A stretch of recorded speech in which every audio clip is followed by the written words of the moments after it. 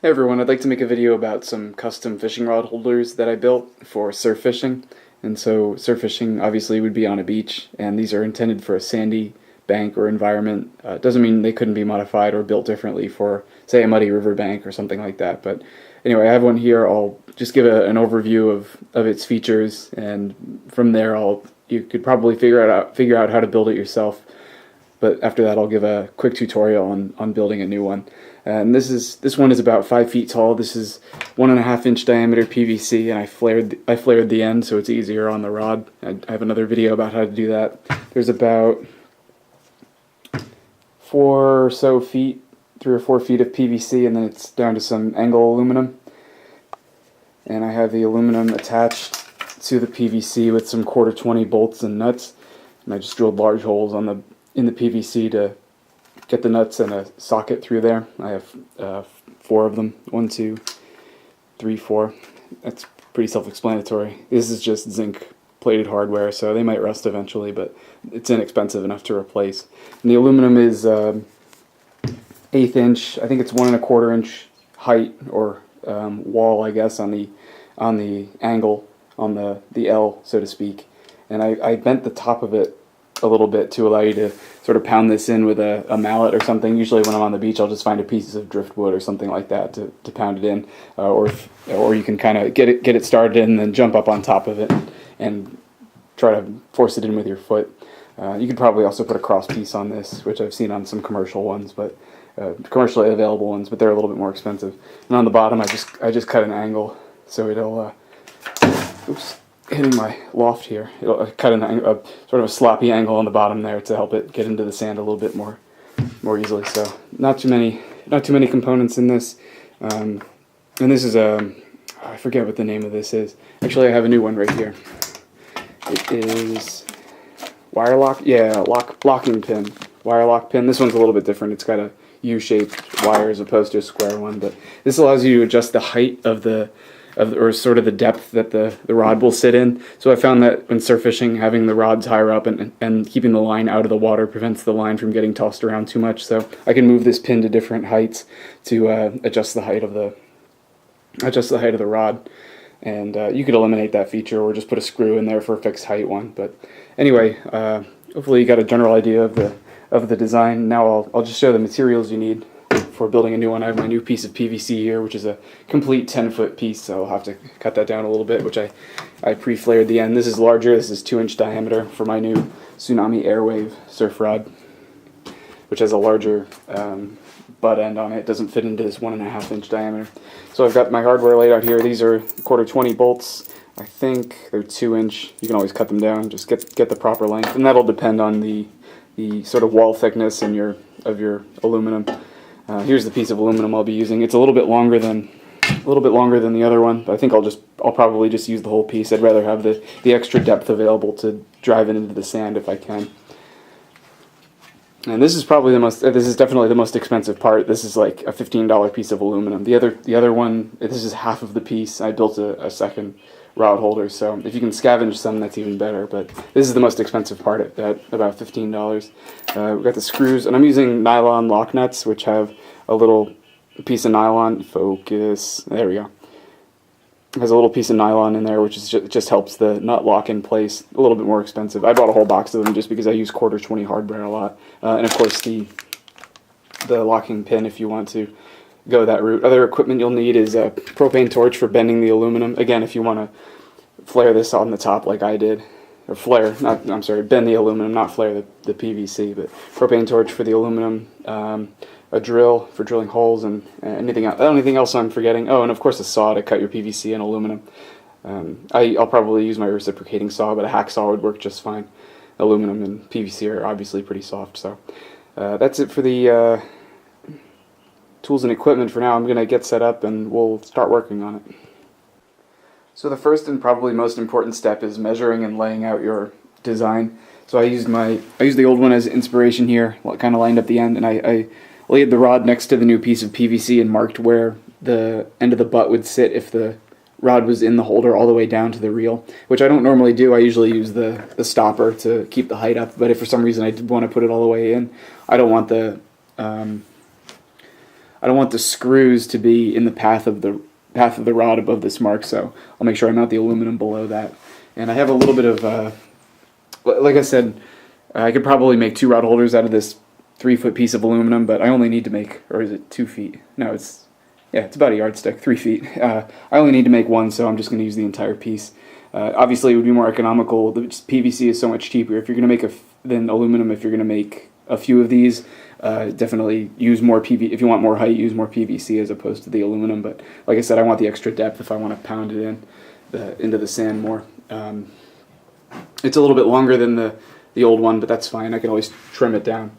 But I'd rather make it longer and trim it if I need to. So I'll probably just slide that down a little bit more and sort of mark out where I'm going to put the screws. And these were probably spaced out more than they need to be, but I'll probably, I do want the security if I'm really hammering on this. I don't want anything to come apart, so more rigidity by having them farther apart is better. So I'll probably just use the Sharpie and sort of mark out where the screws will be and mimic the design here. And also make sure I leave space for the flare. So I just cut the PVC down, and as with any custom project, it's important to check your fitment very often to make sure you're not not overlooking anything. It's going to be a little bit longer than the old one. Of course, I'll probably have to hack that off a little bit. It occurred to me this is going to be a pretty substantial rod holder, but my walk to where I'm fishing usually isn't that far. So I'll probably have to hack that off a little bit so it fits in my truck bed and kind of mimics the old one. But X marks the spot on the holes I'm going to drill, spaced out. This is sort of arbitrary. I just eyeballed it and drew a line where I'll bend that aluminum. So we're going to do the aluminum bend next before we drill the holes. That way, if I mess up the bend or break it or something like that, I haven't drilled a bunch of holes in it yet. And we can always cut off a piece if we mess up the bend. So I'm going to get that chucked up in the vise, and we'll go from there. So here's the general idea for the bend: is to use a propane torch to heat up the aluminum. And I just have it laying on its side here, which probably isn't the best idea. It's not producing a very good flame, but I'll adjust that in a second. But got the aluminum chucked up in the vise here with my bend line on the edge of the vise here. So we're just going to heat this for a while, and I'm just going to use the length of the aluminum as my leverage to bend the piece. So that's the gist of it. You could also use a crescent wrench and put it over the top, an adjustable wrench, put it over the top and bend it that way, but I'm going to try to use the leverage of the aluminum. I moved the vise up just to give a better shot of the heating, and unfortunately the vise, even if it's tightened all the way down, will spin a little bit if I try to bend it sort of horizontally like this. So I'm just going to heat it up like this, and then I'll turn the vise so I can bend it. So here's the first bend attempt with the aluminum. I think this is probably about as far as I want to bend it. I don't know how many degrees that is. It's just eyeballed. So I'm going to let it cool for a little while and then check it on the PVC. Like I said earlier, constant checks to make sure things will fit together properly. And I heated this for about 5 minutes or so in the fashion I showed. And then it bent with pretty minimal elbow grease. So I don't remember the dimensions of this off the top of my head, so I'll just measure with my cheapo calipers. Yeah, so it's 1.5 inch wall and height, and then the thickness is, I believe it's 1/8. 0.1 or 0.13. Sorry, I just cut the video there. 0.13 inches, so that's 1/8 inch. So this is a larger piece than my old rod holder, but I need it for the bigger PVC. So I'm going to let this cool, and we'll do another fitment check. So I did a quick fitment check on the PVC, and the aluminum fits well. The bend is just about where I want it. I can always modify it later if I really need to, but there's enough sticking out to get a 2x4 on there or something like that to pound it into the ground if I wanted to bring that with me. So I've got it chucked up in the drill press here to drill the holes in the aluminum. I grabbed a 5/16 drill bit for these 1/4 inch screws just because the screws tend to sit at a little bit of an angle. They don't sit, kind of hard to tell. Yeah, there we go. They sit at a little bit of an angle depending on, just because of the way it fits into the PVC. It's impossible, unless you have like a huge piece of aluminum, it's impossible to get it exactly perpendicular to the tangent. And so they sit at a little bit of an angle. I'll drill a larger hole, and we'll drill the holes in the PVC and then the back holes after that. But I want to drill the aluminum first, and then I can use that as a template for drilling the PVC. So here's a brief look at the holes drilled. I kind of hugged the edge of the aluminum, so that way I'm closer to the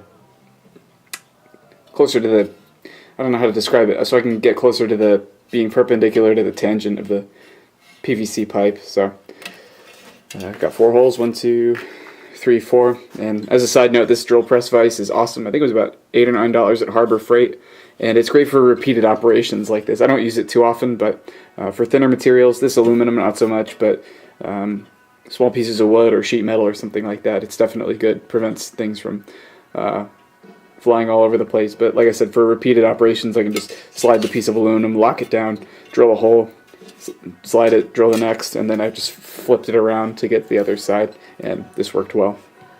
So I used the aluminum as a template to mark the holes on the PVC, and I also drew the center line of the aluminum on here, so I know I can bias because of the way the bolts will sit at an angle, I can bias the holes a little bit towards the center of the PVC, towards this line. So I'll use the same drill bit and go ahead and drill those, and we'll do a dry fit of the bolts. So here's a quick look at dry fitting the bolts into the PVC, and they all fit well, and they sit pretty flat too, so that definitely helps to sort of adjust your hole angle when drilling into the PVC. So this dry fit is good. I'm going to drill the access holes in the back so we can thread the nuts on, and then we'll go from there. So I finished up, which is by far the most frustrating part of the whole project, which is getting these nuts and bolts all screwed in. So I don't really remember where I left off, but drilled the relief holes, or the access holes in the back, and some of them I was way off, so I actually had to widen the holes quite a bit. Even this one's off by a little bit. It doesn't have to be perfect, but anyway, there's if I can get some light in there, probably not, but they're all screwed in, and you can see the washer actually bends to conform to the PVC. After that, it tightens up pretty quickly. I usually give another half turn, and that's about as tight as you need it. I tighten them up in sequence. I'll snug them first, and then give them a last to tighten. And the only other thing that I didn't mention that you will probably need is a deep socket, because the stud of the screw, or the threaded portion, needs to be able to ride into your socket. So I tried a shallow socket first, and that didn't work. Of course, these screws are way longer than what I need. I think a way around this would be to do the opposite, where you'd have the head of the bolt on the inside and have the nut on the outside, and you might have some pieces of screw. I'm not even in the frame. You might have this. You'll have the screw sticking out. You could hack it off, or just buy shorter screws. So that would have been mitigated if I didn't buy these long screws. But I figured I could always cut them if I needed to. So that's the only other thing you'll need. And I didn't have a 7/16 to use with these 1/4-20 nuts, so I used an 11mm, which was the next closest thing. Oh well, you can trust me on that one. It's 11mm. So that's it for this step, which was really difficult. The hardest part is just getting the washers onto the screw and getting the nut on. So you kind of have to hold it sideways, support the screw with your finger on the other side, and sort of drop the washer on, or try to coax it in, drop it in with some needle nose pliers or something like that. And then what I did was put the nut in the socket and just guide it on there and run it down. So now I'm gonna chuck this up in the vise, and I'll cut an angled piece at the bottom, and I also have to take off a few inches of this because it's a little bit too tall to fit in my car. Alright, here's the finished product. We're just about got the last operation was to cut an angle at the bottom here. All I did, this was kind of arbitrary. I just marked where I wanted the length to be, and then I just made a mark 3 inches down and connected the line, and then just followed that with my reciprocating saw, and that worked pretty well. You could use a hacksaw too, but reciprocating saw is the way to go. Or I guess if you had an angle grinder would probably work too, although cut-off wheels can get bogged down with aluminum. What else would work? If you have a chop saw that can handle non-ferrous metals, anything with carbide teeth, you should be able to cut aluminum.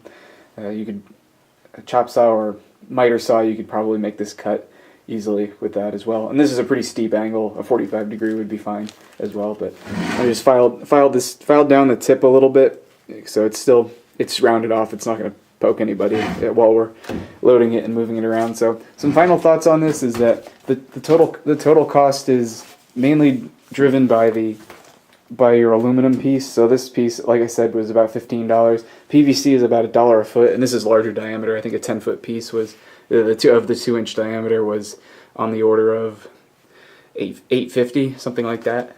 You could get a smaller piece. I think Home Depot sells 2-foot pieces if you wanted to make a smaller one of these. I figured it would just be better to buy the whole thing for a little bit more, because I know I'll use it for something. The hardware is pretty cheap. Those screws are 20 cents a piece, probably even less than that. The nuts are the lock nuts. I spent a little bit more on, but regular quarter 20 nuts aren't expensive at all. Washers cost next to nothing. So total cost, you're looking at anywhere between $20 and $30, depending on how you want to allocate your money. And this locking pin, the other sort of optional piece, is about $3 or $4. That's also kind of expensive. At least I think so for what this does. So last step is just going to be to drill some holes in this to add some increments for the locking pin, which I'll just do off camera. That's not really necessary. So a few final thoughts on this is aluminum is a lot more expensive than steel, so if you had angled steel laying around, you could use that too, but aluminum is very easy to work with, even with just like woodworking tools and drill bits and things like that. You don't need anything special. And obviously steel will rust over time. Now, if you're not really worried about the longevity of it, just consider this is something that you'll be putting in your car and you'll be carrying around on the beach, and having a rusty chunk of steel you have to contend with is going to be a little bit of a pain. You'll get rust smudges on things, and it'll stain things over time. So I think aluminum is the way to go, and like I said, the ease of working is good as well. And then about a 3-foot piece of steel in these dimensions would be probably $8 or $10 anyway. So for a few dollars more, you can get the aluminum. But if you have the steel laying around, you can save money on that. Or hopefully you have aluminum laying around as well that you can use. So that's all for this video. Last thing I'll do is just check the fitment with my Tsunami Airwave, and like I said, you should be doing that throughout a project like this, just to make sure that you don't cut anything too short, or you get the fitment properly, so you don't have to start over. So anyway, that's all for this video. I hope I inspired you to try to make your own rod holder, or you learned a thing or two. So thank you for watching, and we'll see you in the next video.